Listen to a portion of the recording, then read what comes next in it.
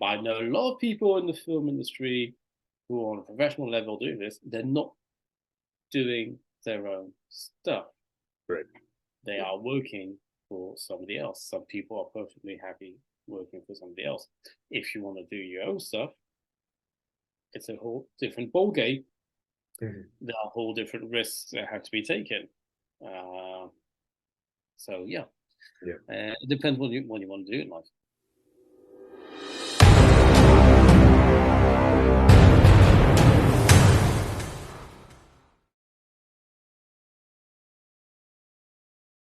I remember when when I first started out, I actually took those heavy pieces of paper with phone numbers in it. I tried to find film industry, film studio, and that didn't work out because you would call the front gate. Hey, I want to do a film. Yeah, fine, kid, whatever. Um, so I think it's more available nowadays than they used to be. Um, Even for, I mean, if you're ready to compromise up to a certain limit, what you want to do. I mean, you want to find actors, Mandy.com, backstage, you put your thing out. People will be either interested or not interested, but it's an opportunity for you as a filmmaker, as an opportunity as an actor. It goes both ways. And you meet people who want to do stuff compared to years ago. I don't know how I would have done. I grew up in a provincial town. I had to go to the big town to move forward and to get stuff done because it was impossible. Mhm. Now you can be in Ontario, Canada. You can be, I don't know, in wherever you are in misery, whatever, and you're doing something.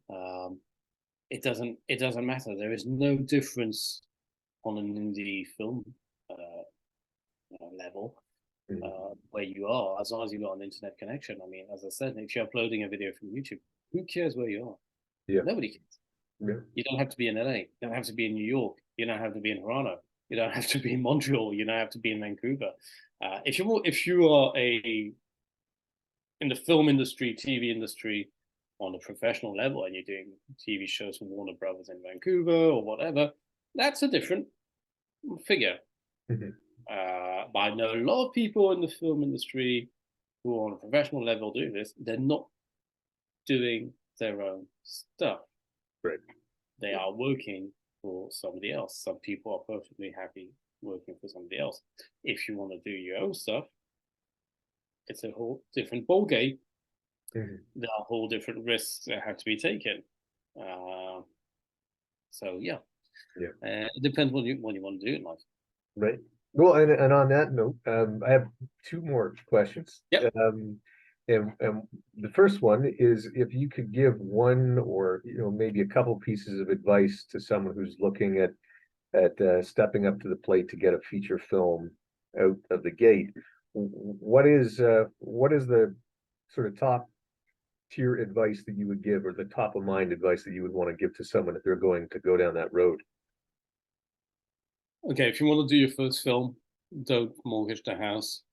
Don't use the college fund for your kids. Don't do anything stupid. Don't borrow on credit cards. Don't go crazy. Seriously, write or work with somebody who writes. Do something realistic. Start with a short film. If you've never done a short film, do a short film. Maybe unwatchable. Some of my first short films are buried deep at the bottom of the Atlantic. Will not never be seen because they're just hideous. Uh, but you need to do those steps before you do a feature. So do Mhm. those steps. Learn about lighting, talking to people, talking to actors, etc. Then there's so many ways of doing a film nowadays for cheap. You see the film Tangerine, which was done on two iPhone 5S, which are even now out of date. Shot in the streets of LA in a cafe, etc. I mean, the subject matter, I think, was two transvestites, I think, in Los Angeles. So the subject matter might not appeal to everybody, but it appealed to the director, to the writer. And because he had access to that technology, he did the film for a few $1,000s US Mhm. and got seen. So go out, getting an iPhone isn't that complicated. I appreciate that life can be difficult, that everything is more expensive nowadays, groceries, etc. But if you have to put aside $20 a month, if you can, and you have to buy something used, go on YouTube. There are people on YouTube. I know there's a channel by Simon Horrocks about making films on iPhone. It sounds silly. I mean, yeah, if you're in a big film industry, it sounds silly. But doing that, you're going to shoot in a better quality on an iPhone than a Star Wars film were done in the early 90s or 2000. I kid you not, the quality on screen is better. So do something within the level what you can afford. Right. You fall flat on your face, the worst you've lost is a few hundred. Yeah. Yeah. So that would be my advice. And the important thing is jump the gun. No one's going to come to save you, unless you're the family of Beep or daughter of Beep, who's getting your film done. No, nobody's going to save you, or unless maybe you have an uncle who thinks it's a good idea to give you $50,000 when you've never done something before. Those $50,000 are going down the drain. Yeah, that sounds that would be a great opportunity, but not common. Not common. So yeah, it's something that you need to keep in mind. Even if you see a film like Creep, which is Mark Duplass and the other guy, I'm so sorry I forgot your name, who's also the director. They did the film. There were just the two of them. I think they rented like an Airbnb in the mountains behind LA, and the script works. Mark Duplass is a great actor, and it works. And you're caught for an hour and 90 minutes, and the cost of doing that realistically is probably not much. A few groceries from Costco and a few tapes, or memory cards, and cameras. I mean, it does help. He was already. I mean, Duplass was already known as an actor, etc. before, but it shows it's doable. My film was done with a bunch of 20-somethings mostly and 40-somethings. Again, mostly shot on iPhones. And came out. Fantastic. Well, some people like it, some people don't, but it's done and it's out there. And that's a huge thing. Like you said, it's one of the 1% things. Not many people get one done. And let alone more than one. So but it's an amazing stepping stone to the next, and then the next. It's all about the action, right? So it's keeping positive and in front of adversity and going forward. I mean, do you want to be hopefully at the age of 90 thinking, oh shit, I've done, pardon my French, I should have done this. No, do it. Especially nowadays, people even in their teens or in their 20s have access to all that technology, have access to within minutes posting something on YouTube and being visible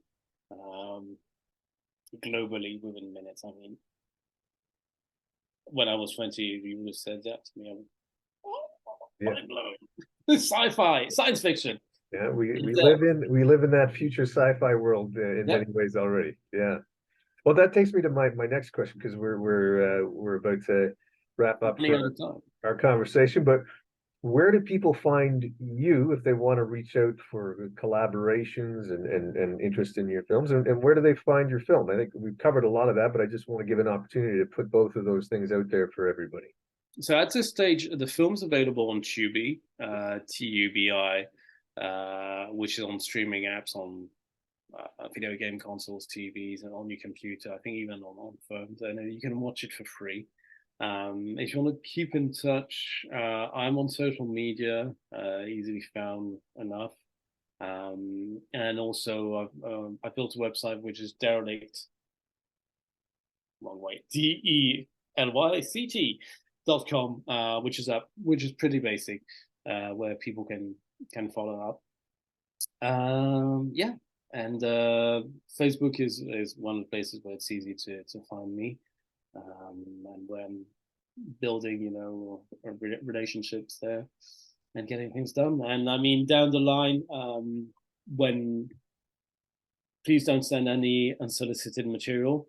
I'm being bombarded. Some people think because you've done one film for a few $1,000s, you're going to make their film for $1 million. It doesn't work that way, and it's more annoying than anything.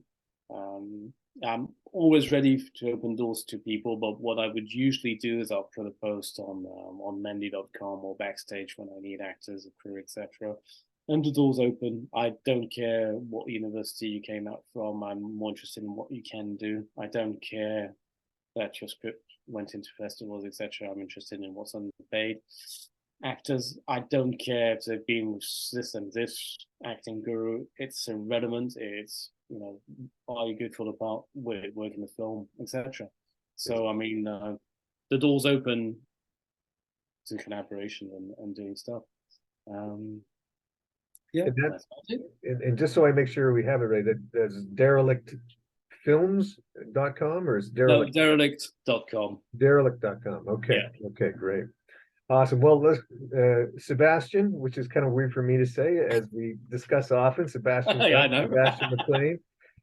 It's so amazing to have you on the show. Thanks so much. And Thanks for having me.